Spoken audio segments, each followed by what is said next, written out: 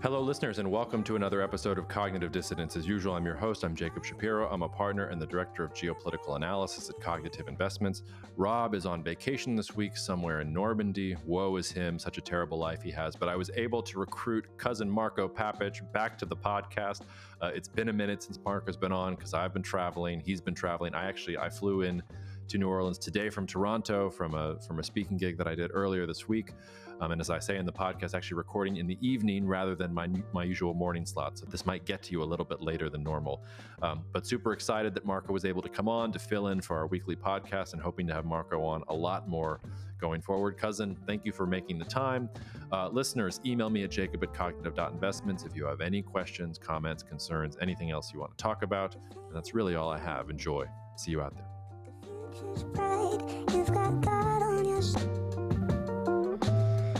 All right, cousin, I don't actually remember the last time you were on the podcast. Do you remember what the last time was and what we talked about? I don't, but it probably involved a lot of things, and then we ended with basketball. Yeah, and we were probably correct about everything that we predicted. I know I wasn't correct about my basketball takes, because I remember last year I predicted a Milwaukee-New Orleans NBA Finals, and that did not pan out. New Orleans. I'm not the rest of it panned out well too. This is also weird for me, listeners. Usually you catch me like it's early in the morning. I've just dropped my daughter off at daycare or something. I'm on like my second cup of coffee and I'm rolling. Today, recording at 7 p.m. Central Time. So I actually just gave Annie a bath. I've like had some, I've had dinner. I'm sort of winding down. So I'm having to rev up the machine here. I hope I'm appropriately energetic. I'll rely on you, Marko, to crack the whip if I start looking like I'm fading at all. Ooh, that's hard, man. It's 5 p.m., been up for a long time. So this is going to be a subdued, less hyperbolic Marko. I don't know how we're going to deal with like more measured, like contemplative, thinking about both sides of the argument. That's usually that's not what I'm here for, quite frankly. And so yeah. I don't know how should we just stop right now and wait until we should just pack it in.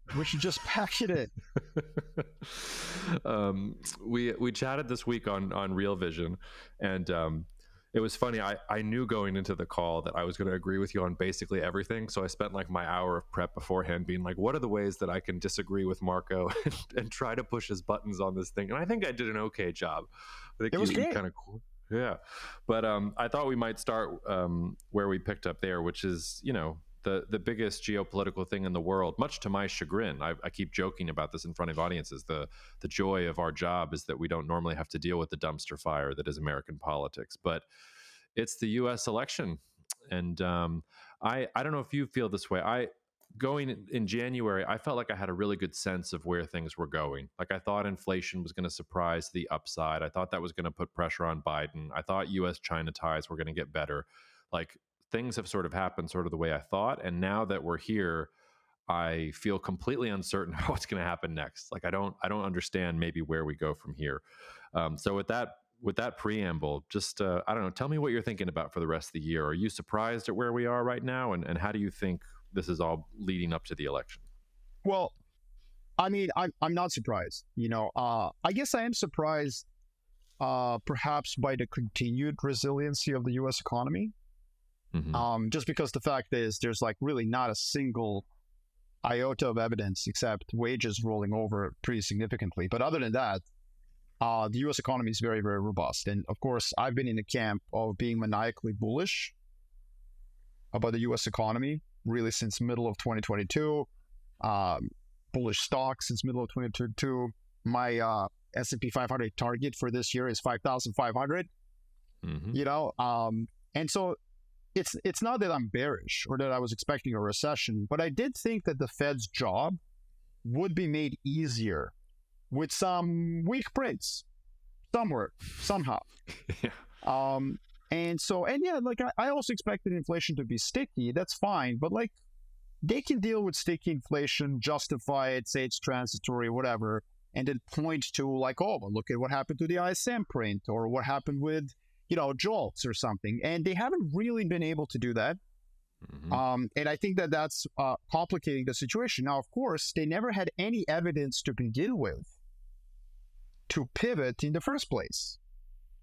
And so, like, let's just remind ourselves of that. Like, it's not like inflation was not above target. It's not like growth was rolling over in December when they told us they were going to pivot to cuts. And in March, where they tripled down on the 3 cuts, and by the way, they could have said 2. Nobody would have faulted them, right? Already, everyone was saying like, hey guys, there's no real evidence that you should cut. No. They stuck to 3 in March. And I think that's just a vindication that they are political. They are behind the curve. You cannot explain it in any macroeconomic sense. And so now they are in a bind. Now they're in a corner. And now they're probably going to have to pivot towards oh, well, let's wait and see. If the damage is done. You're behind the curve. You should have probably hiked rates, in Q1. You've missed that boat. And so, it is what it is. Do you think there's any chance they hike now? Do you think there's any chance they realize the mistake and they try and stamp on it? Or do you think that the horse is already out of the barn?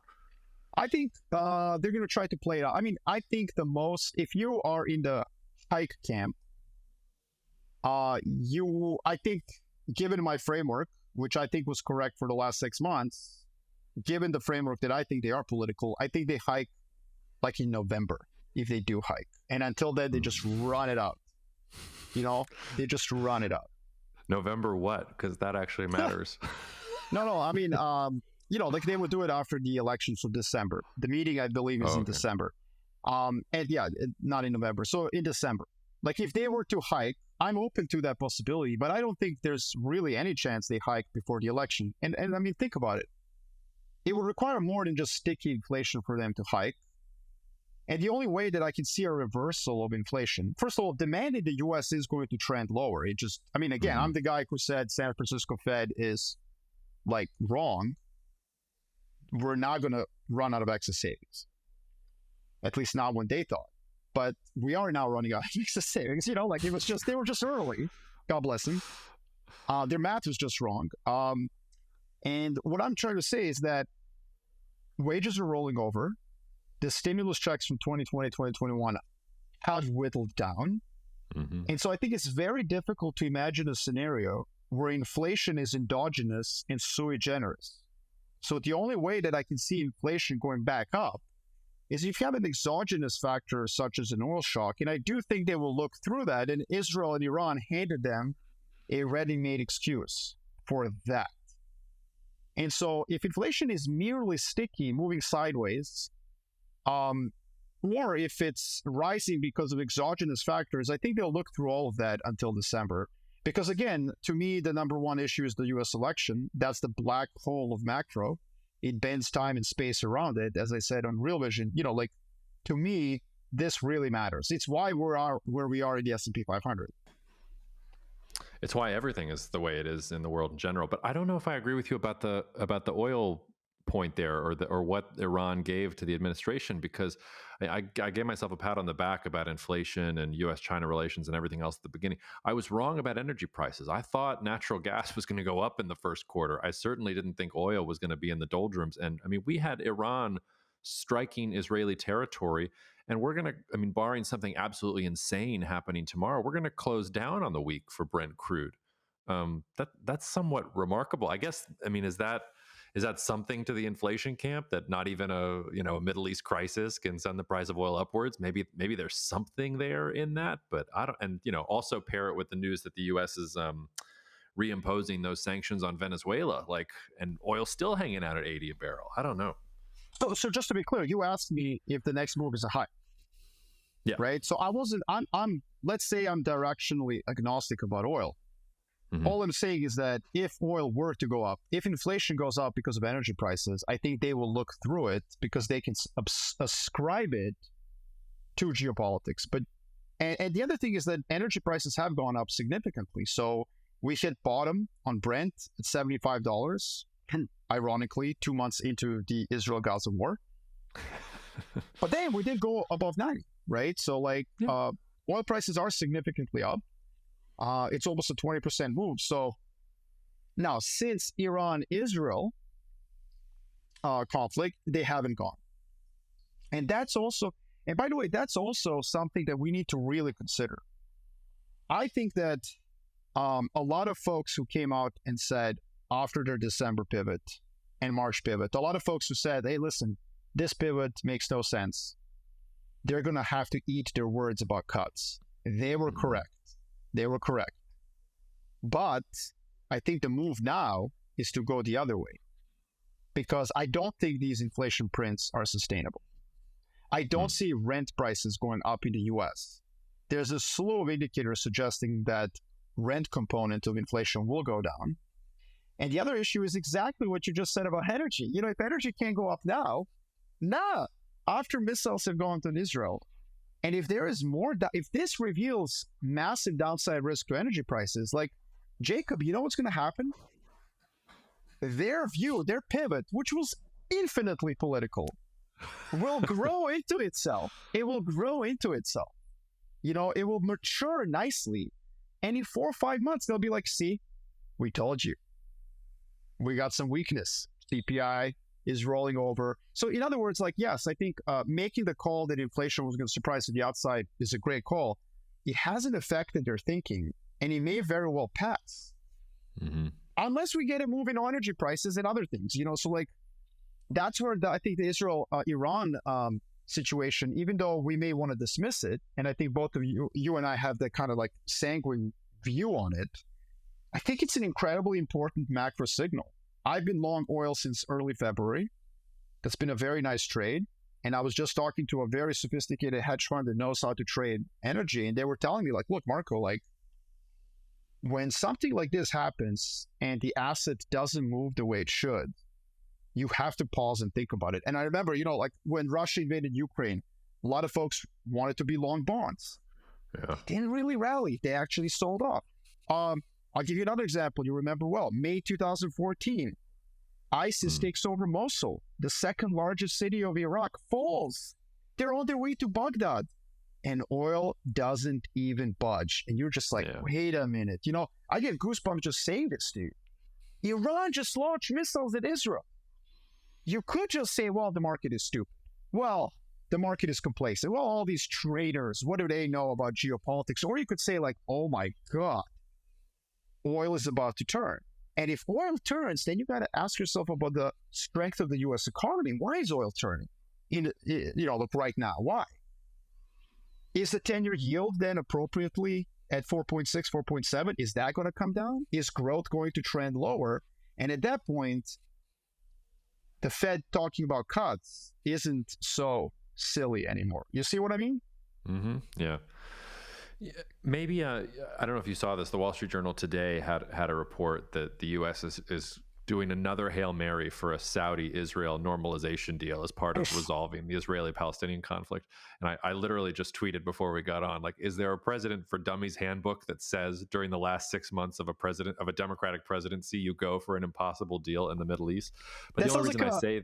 This sounds like Malik Monk of geopolitics, you know, like your national confidence guy. Bring in Malik Monk. We're down by 17 points. He's just gonna shoot threes, and like this 1 in 10 chance, he just hits 5 in a row. And literally 12 of our listeners understood that, and we can move on. Well, I think that's an insult to Malik Monk. I really think it's more of a to cite one of your boys. I think it's more of a Nick Young, like throwing up the shots and turning to the side, thinking it went in, and then Thomas. It didn't go in. Yeah. Exactly. No, that's good. That's good. Well done. Yes. Thank you. I'm here for niche geopolitical basketball analogies. If that was a currency, boy, would I be extremely wealthy. But I bring that up to say, maybe if Iran hit Saudi Arabia, we'd be talking about it. Because, you know, Israel's not an oil producer. They're not dragging the United States into the conflict. So maybe the Rubicon that would have to be crossed would be the Houthis hitting Saudi oil infrastructure again or something like that. And if I can't believe the Saudis are actually going for this in a meaningful way, but if they are like flirting with some kind of deal, like maybe Iran will get pissed off at them and the understanding between the two sides will, but you know, I'm like now really stretching to try and find some way to pull higher oil prices. No, you're totally right. But you know what, but I think, Jacob, like since we're talking about Israel, Iran, like let's go right into it. I mean, look, I think what's underestimated, and I think you've probably heard me talk about this, and I think I mentioned it when you and I were together a couple of days ago, but like Iran-Saudi Arabia deal is really important. It's the only thing that explains lack of geopolitical risk premium in the markets. Although, you know, some investment banks like Goldman Sachs suggest there's $5 to $10 of premium. Fine, whatever. I think it's on the lower end. Why? Precisely because the Houthis could very easily, I mean, let's just be very clear, very easily attack north as they do south. Mm-hmm. Yeah. And they did. In 2022, they attacked the Abu Dhabi airport. In 2019, they struck Saudi facilities. Mm-hmm. So clearly the Saudi-Iran deal is holding, and we need to understand the intricacies of that deal, because we have to ask ourselves, why wouldn't Iran strike facilities, right? Like, that's your question. Like, why?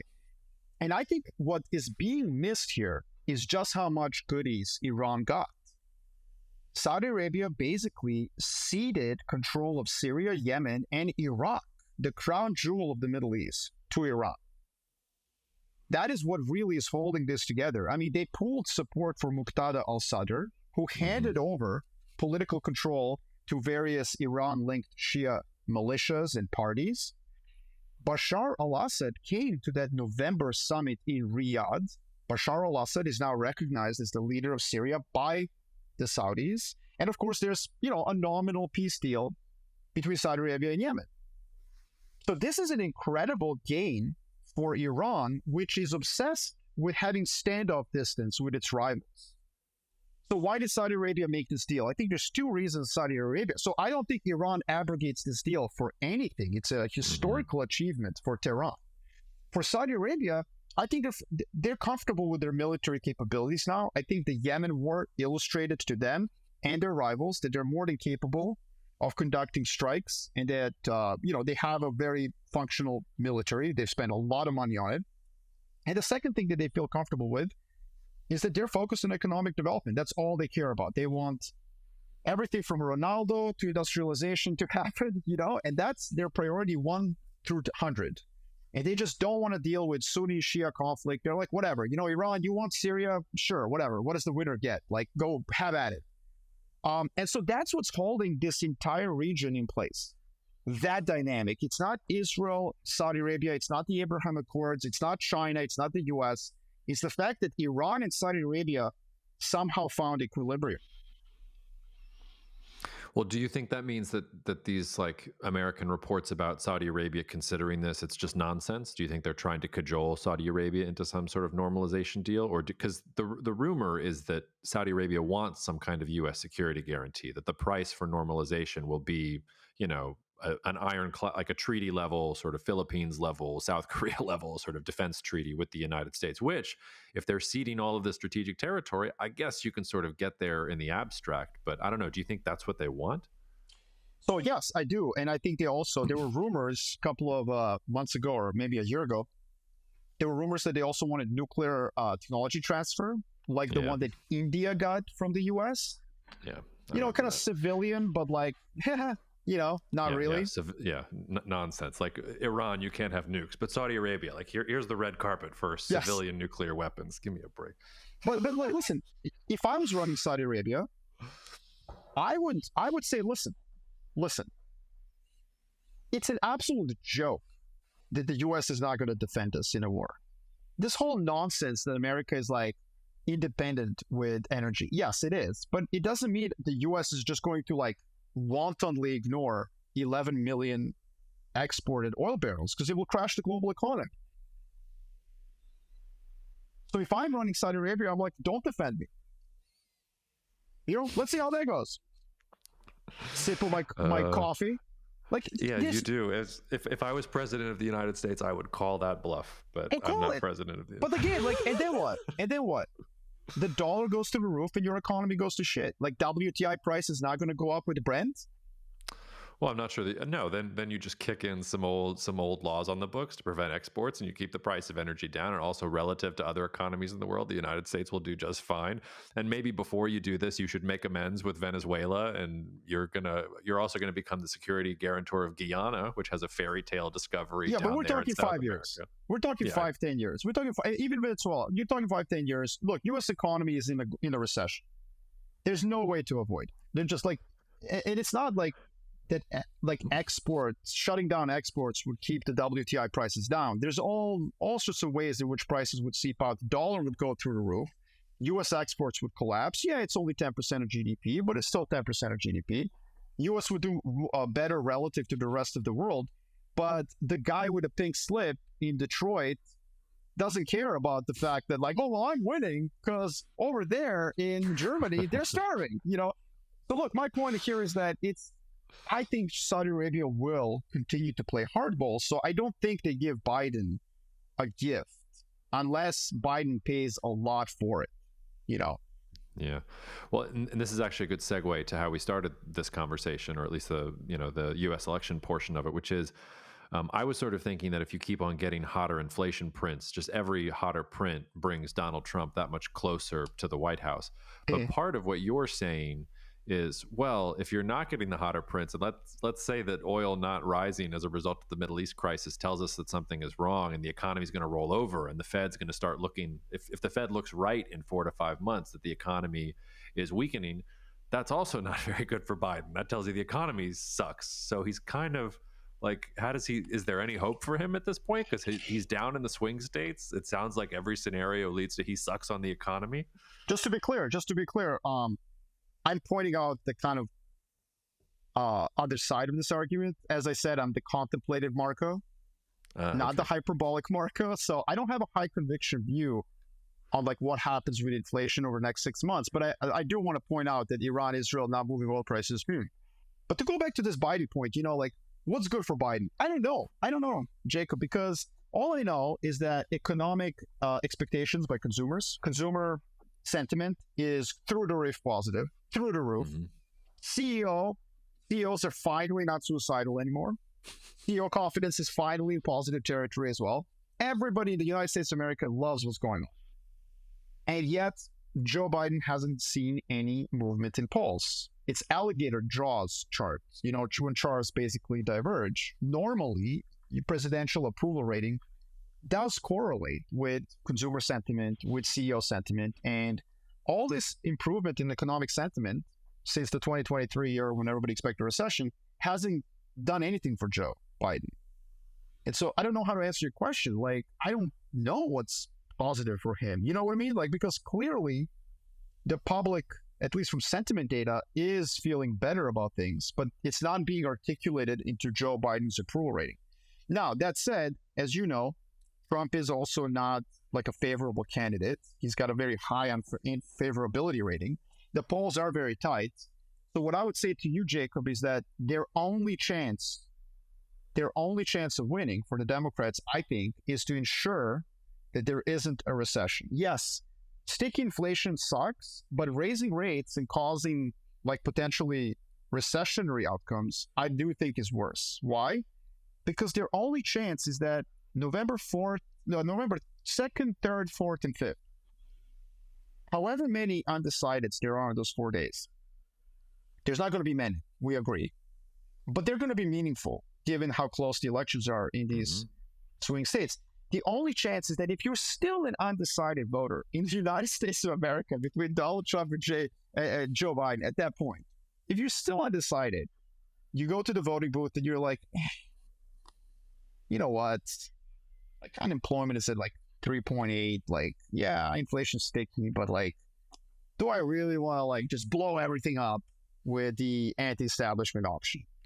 That is, I think, Joe Biden's hope at this point. It's that 8 out of 10 undecideds swing, not for him, for the incumbent, for the continuation of the baseline.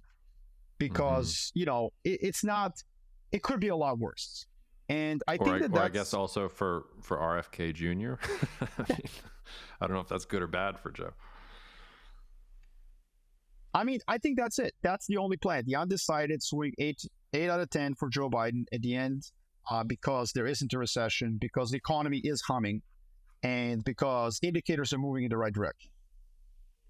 I don't see how else they move. I mean, look, what I'm saying, this isn't like a pro-Joe Biden argument. It's actually an anti-Joe Biden argument, because I don't know how to answer your question. You're asking me what's better for them. I don't think they have, like, this is as Goldilocks as it gets. I mean, yeah, inflation could be lower, but come on, like it's not at 6%. Inflation has come down significantly, and inflation coming down is important. Why? Because it allowed real wages to skyrocket. As CPI goes down, real wages go up. And so, if the consumers are still not choosing, if the voters are still not choosing Joe Biden at this point, Are you telling me that going from 3.5% CPI to 2% is going to make a difference? Yeah. That's crazy.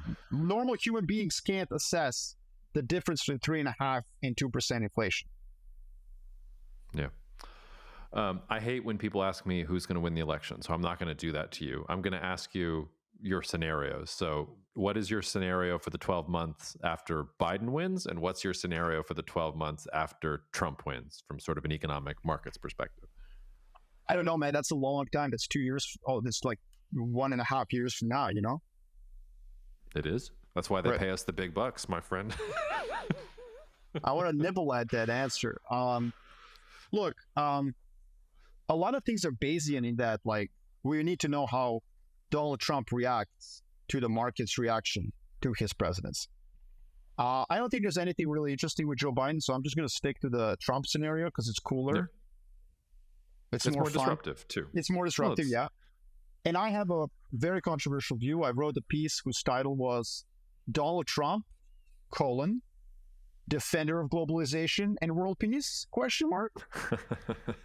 So I actually don't think that Donald Trump will be disruptive on trade. We can disagree on that. That's fine. I don't think he will be disruptive on geopolitics either. I actually think a lot of outstanding issues get resolved the day he shows up. He's going to come, he's going to tell Zelensky the truth, which is like, the war is over.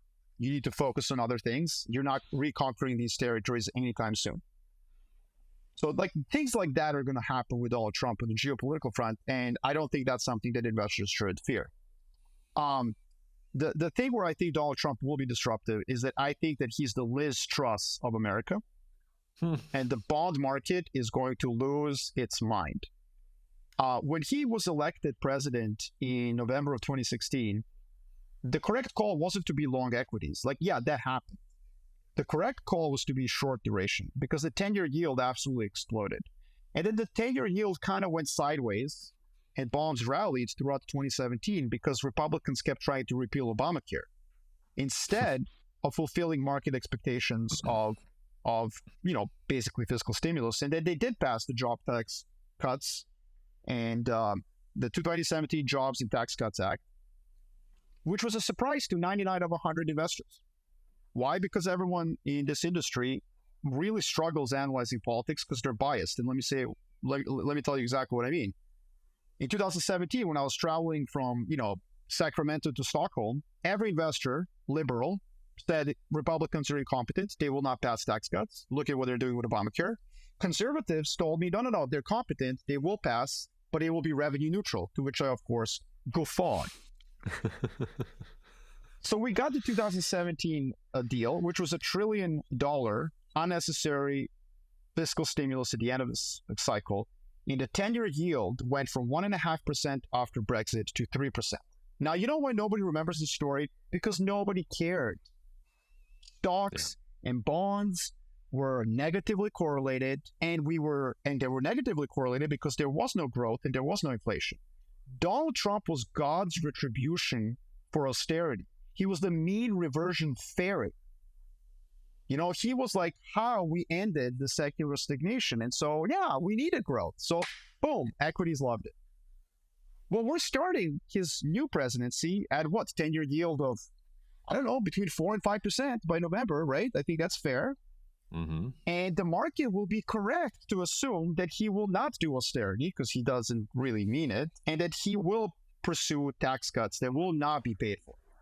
And so what I expect on November 6th, and that's why my S&P 500 target that I mentioned earlier, 5,500, was for November 5th, not December 31st. Mm-hmm. Just to be clear. I expect on November 6th the same thing to happen. Bonds will sell off, except this time in an environment where bonds and equities are positively correlated. And that sell-off will cause an epic stock market crash. Now, Trump supporters tell me, Marko, your mathematical logic is not bad. I see where you're going. But please do me a favor. Please tell me. This is potentially the next very high-placed member of the Trump administration literally said this to me. I don't disagree with your logic. However, technically, it won't be the Trump bond market, right? I was like, why is that? Well, he doesn't really become the president until January 20th. So clearly, you should call it the Biden bond market riot. And I was like, oh my God, it's going to happen. Now, this is why it's difficult for me to forecast like a year and a half, because then you and I, Jacob, have to get put on our thinking cap and assign probabilities to what will Donald Trump do at that point. Will he do the Bill Clinton thing from 94, where Bill Clinton, who, by the way, ran as a populist, he didn't run as a third-wave liberal Tony Blair. Look, no, hell no. He was a populist from Arkansas. Give me the Cold War dividend, I'll give it to the public. And then you got the bond market riot in 94, and he sat down with Gingrich and, of course, consolidated a budget. So we could have that outcome. And I do think Donald Trump is capable of doing that. Like, if he sniffs out that there's a true economic danger to the United States of America, that the median voter truly does want austerity, boom, like this, he'll move the party. That's his superpower. He can sniff out where the median voter is. But there is also the other alternative where Donald Trump just says, look, I want the BOJ special. I'm not going to let bond vigilantes. Bond traders? I steal their restaurant reservations in Manhattan restaurants. Screw those guys. I want you to anchor the 10-year yield. And so I think that's the biggest thing to me. I mean, how does the bond market react to the fact that Donald Trump is, and I don't mean this pejoratively, I mean, he just is an economic populist. And again, the world needed that in 2016. I'm not sure it needs it in 2024, just because we have plenty of growth in inflation. Yeah, I'm really not sure that the Clinton comparison holds water. And I don't want to, again, like I don't care to air my personal views on this podcast. So what I'm about to say is not an indication of what I think one way or another about the election. But Bill Clinton, for all of his flaws, and he had many of them, was maybe the smartest person to ever be in the White House. I mean, he had a next level brain. You talk to people that were around him, how well read he was, his memory, a Rhodes Scholar. I mean, like, he wasn't just a political chameleon. He could exist in any intellectual environment and be the smartest person in the room. Donald Trump is not that. He certainly, you're right, has a genius in figuring out where the mob is going and in directing the mob into certain directions. But he feels much more like the American political figure I've always used to compare him to is Huey Long. And we don't get to see what happened if Huey Long got elected, because somebody gunned Huey Long down before he could get into a real position of power. But so all I really have to go on is Robert Penn Warren's book, All the King's Men, which is really what started my love affair with politics, to get a sort of glimpse into what would have happened.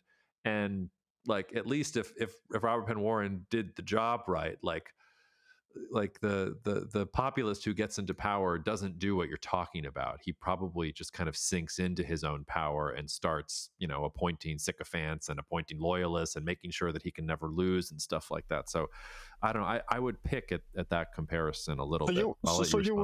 No, but all I'm saying is there's two options. There's the Bill Clinton outcome, and then there's the BOJ anchor that yield. But right, so yeah. you're weighing the ladder higher. Yeah, I don't see how the bill, like, if I'm putting on my thinking cap and trying to put myself into the shoes of Trump, November 6th, he wins. I don't think the Bill Clinton option even comes to his mind. I don't think he goes there in his head.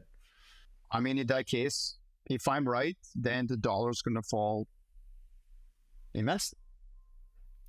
Well, the other thing I wanted to pick out at what you said, and this was the one, I was contrarian with you a lot on Real Vision, but the one place where I really differed was because I'm a little bit more afraid of the Trump scenario from both a trade and from a geopolitical perspective. And I'm having a little trouble squaring. So how is this the most important thing happening geopolitically this year? But you don't think there's going to be a lot of geopolitical change meaningfully with Ukraine if it happens? Or let's say Venezuela, which the Trump administration tried to overthrow in a sort of its own Bay of Pigs situation. What about South Korea? He's talked about pulling all the troops out of South Korea, completely messing up the U.S., Japan, South Korea thing that Biden has done. One of, I think, Biden's least talked about successes. What happens to Germany? I imagine that if you get Trump 2.0, I expect to hear about the Teutonic Knights marching in the forests and new Panzer divisions like getting authorized immediately in a way that they're not going to right now. All of these feel like big geopolitical impacts to me. Tell me why I shouldn't be worried about these things. Look, the reason that I think that the U.S. election is the most important macro theme, and I'm going to stick to my view that the Fed was political, is because I believe that American establishment elites are absolutely horrified of a future of a Trump 2.0 presidency. And so it's all hands on deck. It's like Jean-Marie Le Pen. It's not Marine Le Pen. It's her dad. It's like the entire infrastructure of a country is basically turning towards ensuring that this populist anti-establishment figure doesn't win. And I think that's what is relevant. Like, that is what's causing Janet Yellen, Jay Powell, Joe Biden. This is the election put bull market. That's the way I mean.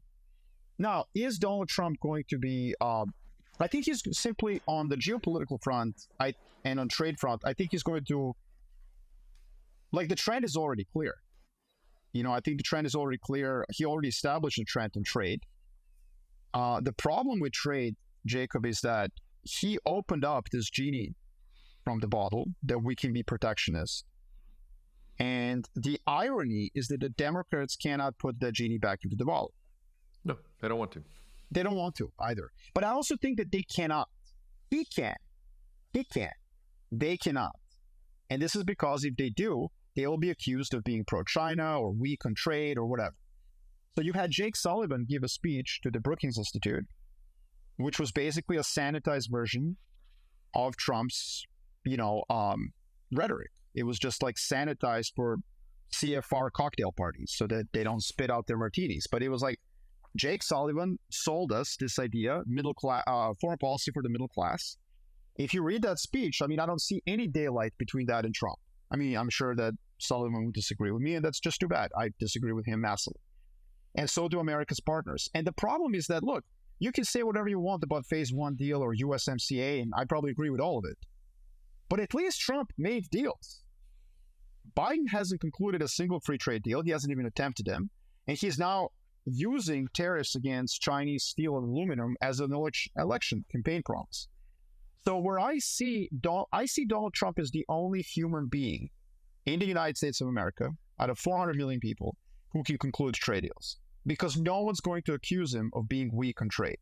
No one's going to accuse him of being, even though he probably is weak on trade, because if you look at the USMCA deal, it didn't actually, that's a deal that Canada won, in my view. And if you look at the Phase 1 deal, as you pointed out before yourself, like, it didn't really do much from the perspective of China. They didn't accomplish all those positions. But nonetheless, he does get deals done. And that's because he has the political capital domestically to do that. On the geopolitical front, and I think he will. I think he will threaten tariffs. He may even increase them in the near term. But I think that his intention is to conclude deals. And this is what I brought up when we had the last conversation. He pivoted on TikTok. He talked to Ohio. At an Ohio speech, he said, I'll bring Chinese EVs to Ohio. Can you imagine if Joe Biden had said the same thing? He would have been criticized. Nobody even picked up that speech that Trump made because Trump is allowed to conclude a trade deal with China. Biden isn't. And that's unfair, but it also makes Democrats actually more dangerous from a global stability perspective because they are weaker domestically and they don't have as much maneuvering room. It's the old adage that only Nixon could go to China. Similarly, only Trump can conclude trade deals with China. I'm going to stop there so we can do the geopolitics later. Let's just stick to trade. Let's do that because I like the Nixon-China-Trump trade comparison. That's an elegant comparison. But I'll problematize it a little bit for you. Number one, you're right that Biden hasn't really concluded any deals, and I was somebody who I believe when he still had some fast track authority for the first 6 or 8 months, I think, of his presidency, where if he wanted to go after the TPP and try and re-engage, he probably could have legally and forced it through. And he made the same mistake that Obama did with healthcare. He, pussyfooted around. It's funny because he got accused of being hard left and all this other stuff. He actually probably pulled some of his punches on some of the things that he would have felt sort of most deeply about. But so he didn't pursue TPP. But I do think he did some things that maybe they're not trade deals. Maybe he doesn't get to claim credit as for doing trade deals, but he ended the budding Europe-U.S. trade war, which Trump started. He solved the Airbus-Boeing thing. He put the genie back in the bottle when it came to the transatlantic relationship, and that has paid dividends for years going forward. He got Japan and South Korea to be friends with one another again. Not just intelligence sharing, but got Japan to put South Korea back on that white list or whatever, so that trade between those two countries could go back to being normal. It stopped, I think, 2019 was when that mini trade war started out. And a free trade deal with India is sort of, it's the white whale for everyone. I don't think Modi's going to give it to anyone. But you have had serious working groups between the United States and India on semiconductors, on different types of strategic technologies, and U.S. companies running around India, and lots of incentives and things happening for U.S. companies to go into India and things like that. So he may not have a trade deal to his name, and he has certainly bought into protectionism. Like in that sense, the Bernie wing of the party won. It sort of absorbed like Democratic trade policy, and that's what it is now, in the same way that Trump populism absorbed Republican trade policy. So now all the free trade liberals and conservatives are just like, going to clubs like, don't you remember the good days in the 90s where we could all like think about this stuff? So I'm with you on like Biden doesn't have deals to his names, but I think he was actually trying to do things, and he has some successes, whereas Trump, I mean, I don't, maybe I'm not giving him enough credit. Maybe he'll do the Nixon maneuver that you're talking about. But he's talking about 60% tariffs on China and 10% tariffs on everybody else. Let's say I put that to the side and say that's nonsense. It's a negotiating tactic. It's classic Trump hyperbole. Let's take the one part that I think is not hyperbole, because he certainly is mad at China about the phase one trade deal and for them not living up to it.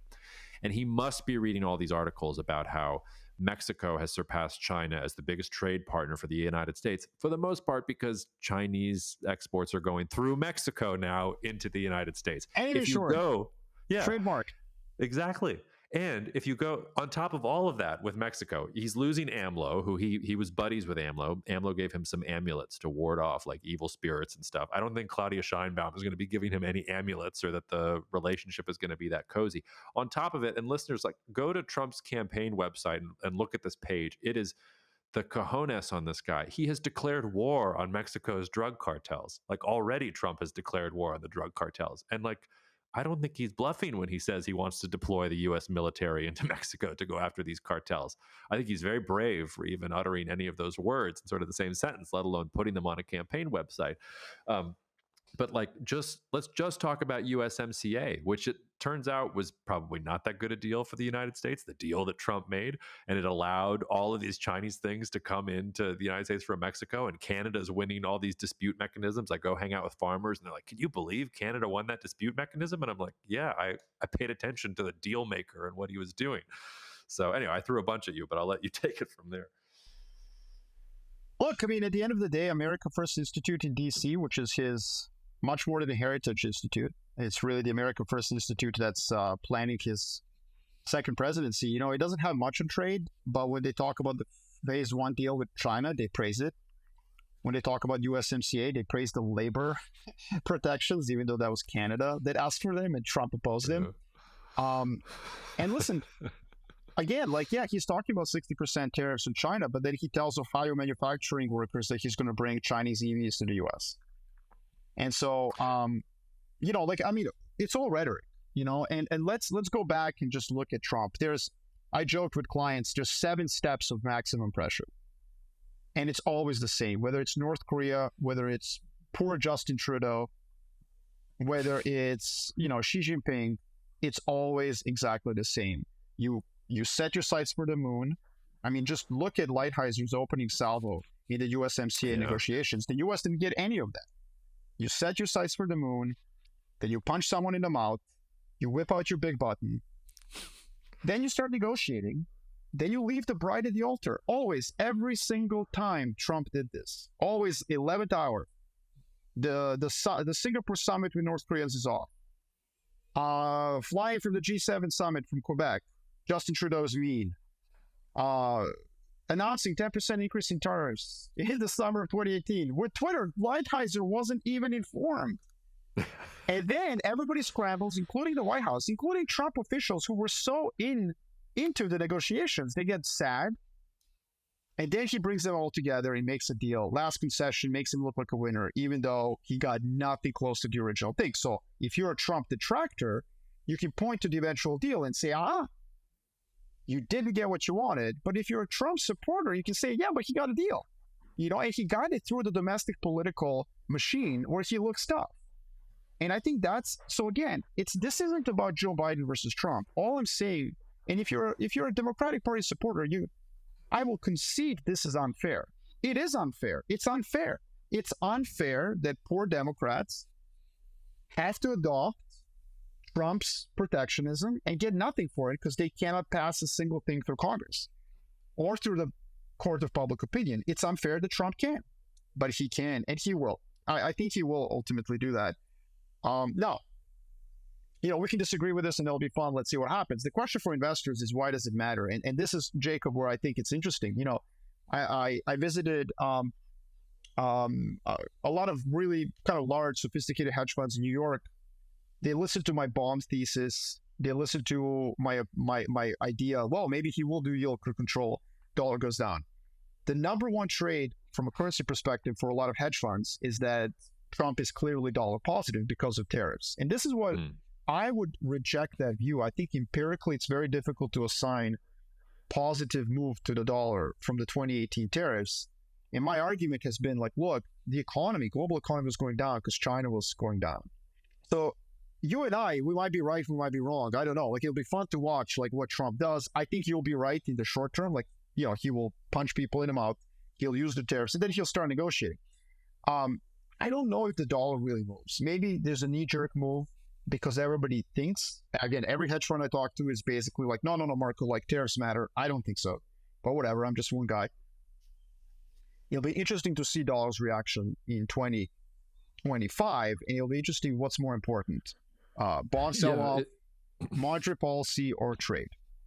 It's funny, where I find myself with you is, because I'm sort of halfway there with you, but my first thoughts don't go to the dollar. I'm a little less developed in this theory than you are with yours, and I sort of alluded to on Real Vision. I'm doing the research right now, but I think everybody assumes that the tariffs are going to be inflationary, even if they're only inflationary for a brief time period. And maybe we're saying the same things just with sort of different words.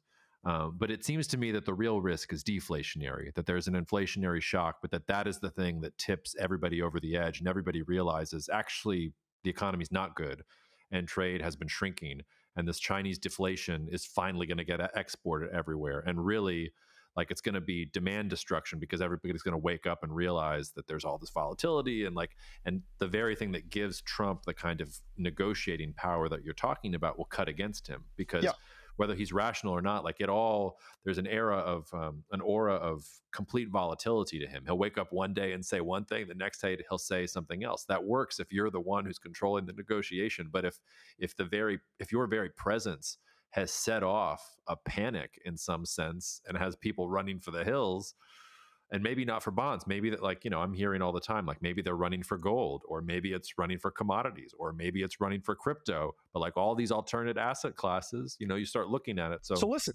that is the point.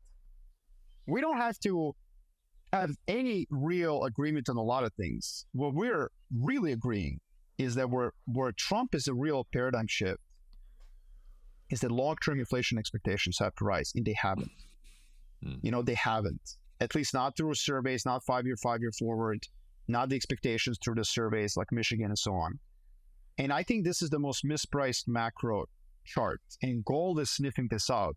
Gold has completely dislodged itself from long-term real yields, which is the 10-year yield deflated by long-term inflation expectations. And that tells you that whoever's buying gold right now, whoever's bidding it up, is doing so because they don't believe long-term inflation expectations. And I think those people are right.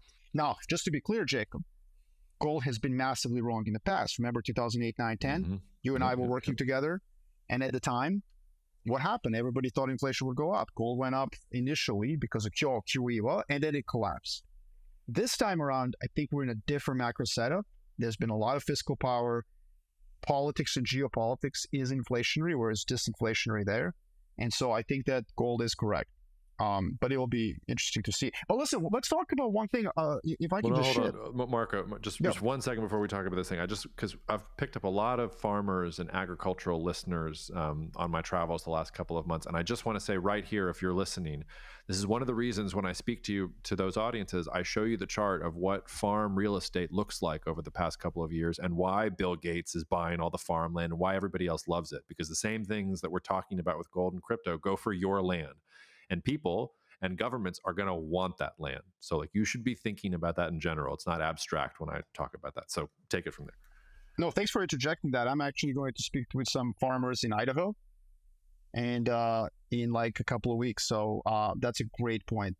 I wanted to just go back because, there's two things we're talking about here, Jacob. You asked trade, but there's also geopolitics, right? So NATO, Japan, China, Iran, Israel. On that front, I'm just going to give you my view, very short. I think Trump is the best thing for world peace in a very long time. I'm going to just lay it out there. Go. I think he's the best possible thing for a thesis you both and I share, which is the emergence of a multipolar world. I feel like the thesis actually runs into some problems if you get a Biden re-election and the U.S. and China continue on their soft Cold War trajectory, and Europe pussyfoots around and doesn't actually put on its big boy pants and help Ukraine. But it feels to me like if Trump enters the White House again, Europe gets set off on a completely new course. Japan, you've already seen signals. I mean, the most interesting thing about the Japanese visit to the White House last week, Kishida's visit to with Biden, was that the New York Times was saying things. White House officials wanted to create a sense of permanence in the relationship because they didn't want anyone to be able to overturn it in the future. I was like, oh, Biden's thinking that Trump's going to win and he's going to completely upend the U.S.-Japan relationship. South Korea should be super worried. I think Trump means what he says when he would think about withdrawing troops from South Korea. So I don't know. You just go down the list. I mean, it accelerates a multipolar world. And if you are with Hans Morgenthau and you think that multipolarity leads to more peaceful worlds because there's more balancing against each other, yeah, sure, maybe we can get there. Oh, I didn't mean it that way. No, for sure. No. I meant really meaningful conflict, sustainable. But look, let me give you the counter to that. I think there's two things that I think maybe we disagree. I mean, first of all, in my view, multipolarity is a fait accompli, and maybe this reveals just my deep bias methodologically, philosophically, as a realist. So I think multipolarity is definitely influenced by action and perception and ideology, yes, and domestic politics. So isolationism in the U.S. can withhold its power. You cannot ignore domestic politics. You cannot ignore norms and constructivism. I'm getting a little geeky here, but that's why we have you here. Yeah, no one excuses me of being anything but a nerd. But listen. To me, the thing that I really do think there's objectivity to this, and there's a material reality that's difficult to counter. And I think the problem with the Joe Biden administration is that it hasn't really successfully enforced credibility in the U.S. And, for example, I showed this chart of Iran's nuclear enrichment, which is a hilarious chart. Literally, they go from 0 kilograms of 20% enriched uranium to over 600 only during the Biden administration. They just don't care. They didn't do it even after Trump took away JCPOA. They waited while Trump was in power. So Biden puts it down to 0. Sorry, Obama puts down to 0 because they make a deal. Trump withdraws from the deal, and Iran hesitates. Iran hesitates from restarting its enrichment while Trump is in power. And they only restart in earnest stockpiling 20% uranium after Biden is elected. And so that's just one example. I think what Trump knows how to do correctly is I think knows how game theory works. And he understands that in order to avert crises, you actually have to be extremely aggressive. And he's done that numerous times. For example, when he was elected, there was this chemical attack by Syria, which caused about 87 civilian casualties. This was February of 2017, something around there. Don't quote me on the date. And it was completely meaningless. It made no sense why Bashar al-Assad did that. And I completely suspect, conspiracy theory, I suspect that Tehran and Moscow wanted to test Trump's mettle. And they said, hey, let's see how he reacts. But does he react like Obama? Of course, let the red line, no, he didn't do anything. Yeah. And Trump immediately launched 57 Tomahawk missiles at a base where Russians were housed. Now, he hit like the same barracks, I'm sure that he called the Russians and said, hey, I don't want to kill you guys. But he reacted militarily. Similarly, ahead of negotiations with North Korea, he dropped the mother of all bombs on Afghanistan completely unnecessarily. It was never used in combat, but just to be like, I've got a bigger button. And my point is like, this displays to the CFR society and cocktail parties, they seem prudish and childish and like barbarian. But unfortunately, and this is where I agree with, the tragedy of great power politics. Unfortunately, these displays are part of establishing credibility that actually then allows you to defend your interests and actually preserve peace. And so that's the one thing that I think Trump gets, and he probably got that from real estate, negotiations or whatever. The second thing is I think he's all talk when it comes to a lot of alliances. I mean, he had a chance to prove that he's a true isolationist, Jacob, but I listened to Stephen Bannon give an interview on ITV recently. It was a couple of months ago. Mm-hmm. And here's a guy who's like as the most anti-establishment person that Trump probably associates himself with. Mm-hmm. And he gave an interview and said, look, we want NATO to go from being a protectorship to an alliance. We just want everyone to pay. And this was a great opportunity for Stephen Bannon to go further and say, no, we want to withdraw America from Europe. Just say it. Why stick to basically a meaner version of Obama's 2% target, which Obama basically sold to the Europeans? That's what Stephen Bannon just said it in a meaner way. That was it. So I don't know. I don't see Trump being really. He's not going to strengthen multipolarity, although I agree with you, he will. It's more like he will simply breathe it into existence for people who believe that it's not there. But it's not like Joe Biden's really standing against it. The other issue on Ukraine, look, I mean, look, what do you want me to say? You and I have been on this podcast for a long time, and I said this war was over 18 months ago. I said, this war is not going to move. The borders have not changed at all. The Ukrainian offensive was a figment of Western imagination. The Russian reoffensive is mildly successful. They're throwing, it's the weakest IR, return on investment, ROIO ever. So the war is in a stalemate, and somebody just has to explain to Zelensky, look, no amount of weapons or money is going to change this reality, okay? Offensive technology has not caught up with advances in defensive technology. You don't have the people to reconquer these territories.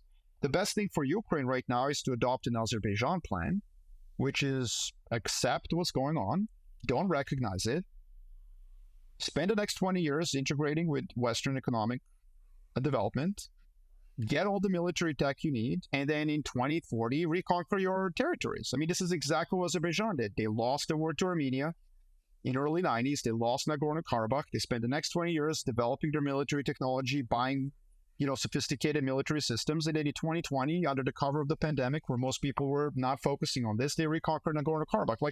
It is absolutely insane, in my view, what the Europeans and the Americans are doing on Ukraine. They either don't care about Ukraine and just simply want to bleed Russia, which I guess has a geopolitical logic. Mm-hmm. Although I don't understand why Kiev is going along with that logic, or they're simply stuck in sort of this, again, just conventional polite society where you're not allowed to speak freely and say, guys, this conflict is over. No one's moving. Nobody's moving. I said that on your podcast, almost, I think 18 months ago. The territories haven't moved. They're stuck where they are, and throwing more money at this problem is not going to make it better. And so I think that's another example where, Donald Trump doesn't actually change anything. He just speaks into reality, which is what is already objectively true. And he's going to show up and tell Zelensky, hey, buddy, no more money. Move on. Focus on economic development and integrating with the West. And I don't think he abandons Ukraine. I don't think he hands it to Russia. He simply says, we're not going to finance this war. And then he probably shows some display of power to Putin in some crude, mean way that Joe Biden wouldn't. And, tells Putin, like, okay, for the time being, you got what you got.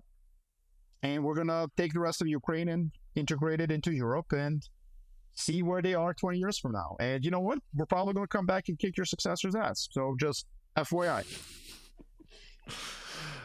There's a couple things there, and then we have to move it along because there's some charts I wanted to talk about, and we have to talk basketball, and we only have 20 minutes. First of all, you think multipolarity is a fait accompli. I would say that the end of unipolarity is certainly a fait accompli, and I certainly think multipolarity is the most likely scenario, and it's the one that I talk about. I don't think that a bipolar US-China world is off the table, and I don't know how many countries you have to have until you get to multipolarity. Like, what if it's the US, India, and China? Is that tripolarity? Is that multipolarity? I don't know. So like I certainly think it's the right I think it's the right trajectory, but like I could imagine things happening that would send off into bipolar trajectories or tripolar trajectories and things like that. The second thing I would just say is about Trump's negotiating style and the bombs and stuff like that. That's I mean, some very rose tinted glasses there. I think you need to go back and watch Dr. Strangelove and feel the other side of that argument, because it feels a lot more like Dr. Strangelove than it does like some brilliant guy who like, oh, I know how to hit him and then I'm going to get what I want. And again, I'm thinking of a Trump in a second administration surrounded by sycophants. The establishment, you're right, doesn't want anything to do with them. You remember ambassadors and career State Department officials all resigned in mass, positions that still haven't been filled. It's one of the reasons I think the bureaucracy moves even less well than it did before. And if you get another exodus like that, like it's going to be fanboys. It's not going to be people, like the establishment's not going to be there holding them back. Yeah, for sure. And Ukraine, you're right. Like I've said over and over again, Ukraine is Europe's problem. Like it's not the United States' problem. The United States is going to run out of energy, whether it's Biden or Trump. And I don't think it makes that big a deal to Zelensky. It's funny. Somebody already told Zelensky what you're saying. Zaluzhny did, and Zaluzhny got fired. No, so did Klitschko. By the way, Klitschko did as well. And I mean, there's a lot of opposition within Ukraine. Their united front is over. I mean, they could barely pass a mobilization bill. By the way, I'm sorry. Time out. That tells me the war is not existential to Ukraine. Don't tell me about World War III odds, Mr. Prime Minister of Ukraine. Don't tell me that when you guys can't mobilize. Like, first of all, if there's an existential war, everyone 18 and up goes to war. Period. The end of story. Throughout human history, if there's an existential conflict, everyone 18 and above, and sometimes 14 and above, goes and fights a war. So, like, this is all you need to know. But, like, one thing I would counter, I'm not going to counter, I'm just going to throw it out. I've had very much the same view as you did, Dr. Strangelove. That point. So I've changed my view a little bit on this, and just because I am bathed in complete nihilism. And so when the facts kind of go against me, I'm like, what do I mean? We don't have a lot of data points. So I'm not going to say this is empirically like foolproof. But since Carter, Trump is the first president that didn't start a new war, expand an existing war. I mean, this was an analysis done by Reuters, not exactly, Breitbart. Reuters went out to try to fact check because Trump supporters say he didn't start any wars or expand them. And Reuters went out and was like, you know what, that's correct. And so it's not enough to convince you. I agree with you. I'm just saying that when you study game theory, you realize that there's three components to power. Material power is one of them. Fine. But U.S. lost the war in Vietnam. Russia kind of got its butt kicked in Ukraine, more or less. Like, countries with material power do lose wars. Why? Because of willingness to incur pain and credibility that you're willing to incur pain. And what I think is very, very important is that I think that the establishment around Biden has lost its understanding of those game theoretical precepts. Whereas Trump has not. And that's where I think Joe Biden, Jake Sullivans of the world have not correctly illustrated to the rest of the world that the U.S. is willing to incur pain and that it has the credibility to do so. Yeah. Also, I think it's very dangerous. And this is the last thing I'll say about this. It's very dangerous what the U.S. is doing with China. Why? Donald Trump showed up to China and had a list of demands. You know, Joe Biden's never given China a list of demands, ever. And so the Chinese right now believe that Donald Trump has a plan for how they coexist. It's mean, it's expensive, and they're going to try to fight him on it. But they believe Joe Biden has no plan for how they coexist, and his plan is simply to make it difficult for China to, achieve its dream of being like a high-income society. And so who is more likely to start a World War III with China? And I have to tell you, Jacob, I mean, I can't believe I'm saying this, because in 2017, I did have a different view. I thought, man, Trump, biggest risk to bring us World War III ever. But I actually think it's not Trump. So, yeah, I mean, I don't think the risks of World War III are particularly high at all. I mean, he started a trade war with China, so that's a war. The only reason he didn't start a war with Venezuela was because of how completely incompetent the whole plan was. But he tried to overthrow the Venezuelan government, like with Guaido. So, but I take your point. All right, we've got 15 minutes, and we've got a few things to do here. Let's do it. So let's do this really quickly, and then let's give ourselves at least 10 minutes of basketball. I sent you a chart from Louis Gave, who is great. He put out a new thing recently that I thought was really interesting. I took one slide from his deck. We'll put it in the show notes, listeners. But he had the 10 largest companies in the world by market cap for the last couple of decades. So the 1980s he calls peak oil, and it's basically Exxon, Standard Oil, Schlumberger, Shell, Mobil, all that. There's some IBM, AT&T, basically all U.S. names, by the way. The 1990s, it's a sea of Japan. It's the Bank of Tokyo. It's the Industrial Bank of Japan. It's Toyota. It's really interesting to see that those are the ones that are in. It's perfectly timed too, because of course Japan crashes a year later. 2000 is interesting. You've got the .com bubble stuff happening. So Microsoft is top. Cisco is up there. Intel, still some ExxonMobil, things like that. 2010 looks like a multipolar world. You've got ExxonMobil, PetroChina, BHP from Australia, Petrobras is in there, Royal Dutch Shell, even Nestle from Switzerland. It's like a very multipolar look. And then for 2021, it's basically all U.S. tech companies and TSMC and Tencent. And his point here is that for the last 10 years, the U.S. has been outperforming, and that probably we're going to shift to global outperforming the U.S., which is something I agree and we've been talking about for a long time. But that also there's probably going to be a new theme. It's probably not just going to be tech is going to deliver growth for the next 10 years that it has before. Maybe it will. I don't know. But I sent you that chart, and I know you have a chart that you want to talk about. So tell me what you thought of Louis' point, and tell me the rejoinder. Well, my problem with Louis is that I see really no daylight between me and him. We're like the same person. I mean, I know him. I've been at events with him before, and I almost always find a lot of commonality with his views. So I agree with this. It's and I'll say this. I mean, I have a lot of folks managing a lot of money coming into my office and saying things like, Marko, tell me why I should ever invest anywhere outside of the U.S. And my answer is because the 9 other guys and gals that came into the office before you said the exact same thing. Yeah. And so this isn't about like you should take your exposure to US from 60% to 40, but maybe start nibbling at the rest of the world. And my chart that I brought to you is global pools of capital, going out to 2060, I think. And what it shows is that not Chinese, not petrostates, not America, not Europe, not Japan, but global South as a global pool of capital is increasing. Now, this doesn't mean that global South is not going to plow into American assets if they're better performing. But I do think that there is some home bias in that there's home nuance, not bias, but just knowledge.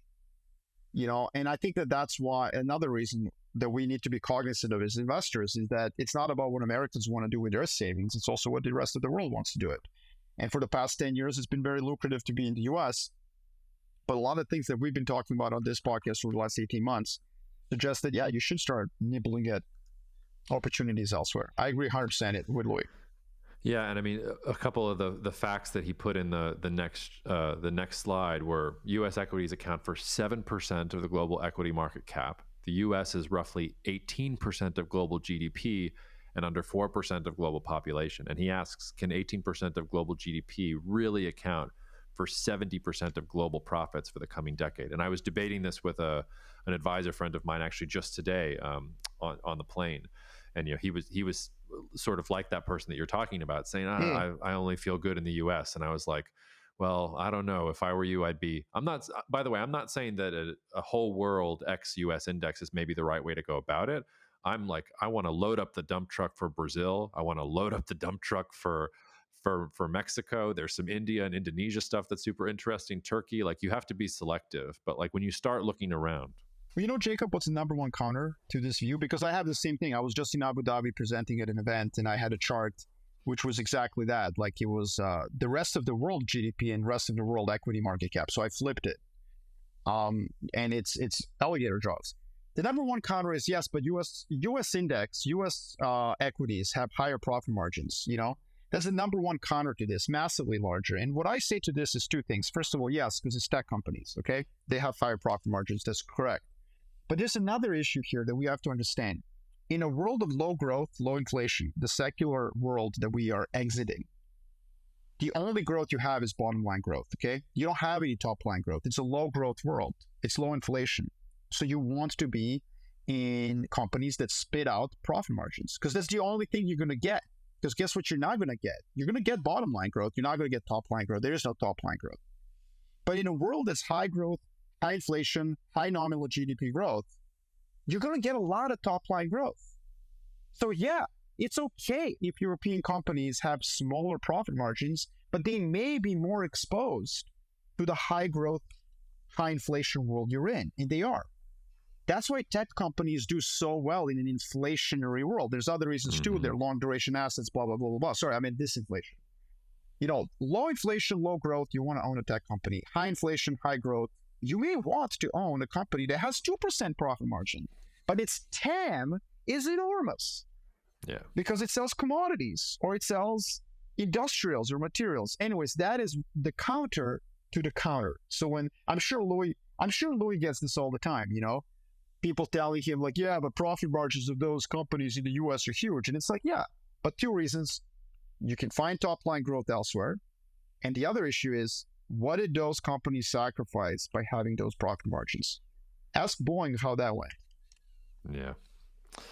I meant for us to have more time, so we'll just have to do a part 2, but we've got 8 minutes before you got to run, and maybe less than that because we have to make sure the audio uploads. So I'm completely depressed about basketball right now. I was in Toronto for a gig and watched the Pelicans do battle with your stupid Lakers, and Zion was finally everything we wanted him to be. He was bully balling. He was eating everybody for lunch. He was back cutting on LeBron. And he was single-handedly bringing, like, Ingram sucked. McCollum couldn't hit a shot. It was just him and Alvarado, and he brings them all the way back. Tie game, 3 minutes left, and on an innocuous layup-looking thing, lands wrong, and suddenly his leg hurts, and he's out. Nah, I think you guys faked it. I think the coach told him in the timeouts to fake an injury. Because let's just be honest here. The Nuggets are the number 2 seed, but they are undefeatable in the West, and you guys got lucky. I mean, I consider, well, like, you're depressed. I think it's nonsense. You're faking it. You're faking the injury. Zion's faking the injury. Are you predicting a Zion Willis Reed moment tomorrow at the second play-in game against? He comes out against Sabonis and breaks Sabonis across his legs or something. Yes. And by the way, why are you sitting Ingram? Why? Because he sucks? Oh, but I mean. I think it's a conspiracy. He'd been hurt for a while, but it's a conspiracy. Come on, it's a conspiracy. This is a conspiracy. I think you guys, this is a false flag operation, and you guys wanted to lose. You can take on the inexperienced, and I mean, come on. Like, I think the entire team, Oklahoma City Thunder, like they're the thinnest team in the NBA. Like, they're just gonna get mauled. If Zion comes back for that series, who's gonna guard? Like, I don't know. We have to beat the Kings tomorrow to even get into the playoffs. And if if we have no Ingram and no Zion, fine. But what happened with Ingram? I don't understand. What happened with Ingram? He's been hurt for like the last quarter of the season, and he was just working his way back. And I mean, you could tell he didn't have it. I thought, like, after Zion went out, I thought Willie Green made a mistake. Like at that point, it doesn't matter that Ingram's been cold all game and he looks bad. Like you don't have options. You've got to get the talent in the game and hope that he's going to rise. Not like how Jay Powell signaled cuts where there's no data. Was that a policy mistake or was it political? I think the NBA should investigate this. I think Pelicans threw that game. And now my beloved Lakers are going to go and lose to Drago. And it's going to be very sad to watch, even though, yes, he's a Serbian. But again, I bathed myself in aloof indifference, except I bleed purple and gold. So I'm going to be very disappointed that Drago is just going to eat the Lakers like a snake eats a frog. And he will do it with no passion and no love. And he's going to just look like he was eating a sandwich. You know, I was talking with a friend yesterday, and we were talking about going to Serbia this summer and trying to play basketball in whatever town Nikola's from, and then also try and get on his horse racing circuit. Does that mean? I think you and I are probably going to agree that it's Denver in the West, and it's probably Boston in the East, and Denver wins. Is that what you're thinking?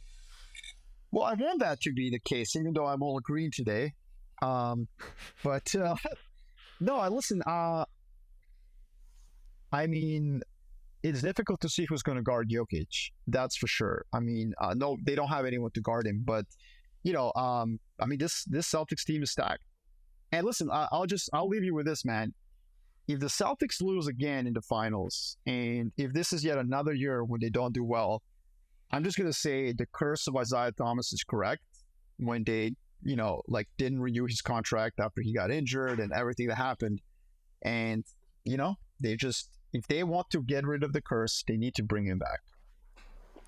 All right, get ready for one of my hot takes. Cole, you're probably not listening to this, but this is the type of take that makes Cole absolutely lose his mind when I debate basketball with him. I would say fire up the camera, except the camera's been on the whole time.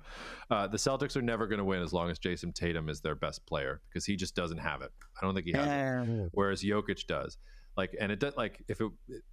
just don't think Tatum has the alpha in him. It doesn't help that Jaylen Brown doesn't seem to know how to dribble during the playoffs, and it doesn't help that Kristaps is probably going to get hurt and all these other things. But I think the key difference is Jokic, is going to be there at the end and he's going to execute, and Tatum is going to clank a brick from a long three at the very end of the game, and he's not going to be able to take it home. There's my hot take. Not only is that a hot take, but you've just reversed the jinx to the Celtics, and now they're going to win the 18th champion. Thanks, Jacob. Yeah. Well, it's the least I can do for hurting my boy. Not that you hurt him; he just hurt himself because he jumps too forcefully. Get better, Zion. I hope that Marko's right. But listen. I mean, speaking of your boy, it's very simple. Charles Barkley's right. You can't play yourself into the shape, and 25 and losing 25 pounds is not enough. You know. No, and my hope is that, what we've seen from Zion the last 30 games carries over. You got to hope that he finally got hungry, he finally understands what it takes, and that he's going to spend all summer not hanging out with the strippers and whatever else, but that he's going to spend all summer not eating New Orleans food and getting ready to go. So, you know what? I think we can end this podcast on that sage advice for all of us. Those two things right there. Don't do them. Don't do them? Okay. Yes. Yeah, and kids don't do drugs either while you're at it. Okay. From cousin Marko and cousin Jacob, we approve this message. Thank you, Jacob. This is always fun, man. Yeah, man. Thank you so much for listening to the Cognitive Dissidence podcast, brought to you by Cognitive Investments. If you are interested in learning more about cognitive investments, you can check us out online at cognitive.investments. That's cognitive.investments. You can also write to me directly if you want at jacob@cognitive.investments. Cheers, and we'll see you out there. The views expressed in this commentary are subject to change based on market and other conditions. This podcast may contain certain statements that may be deemed forward-looking statements. Please note that any such statements are not guarantees of any future performance, and actual results or developments may differ materially from those projected. Any projections, market outlooks, or estimates are based upon certain assumptions and should not be construed as indicative of actual events that will occur. Cognitive Investments LLC is a registered investment advisor. Advisory services are only offered to clients or prospective clients where Cognitive and its representatives are properly licensed or exempt from licensure. For additional information, please visit our website at www.cognitive.investments. The information provided is for educational and informational purposes only and does not constitute investment advice, and it should not be relied on as such. It should not be considered a solicitation to buy or an offer to sell a security. It does not take into account any investor's particular investment objectives, strategies, tax status, or investment horizon. You should consult your attorney or tax advisor.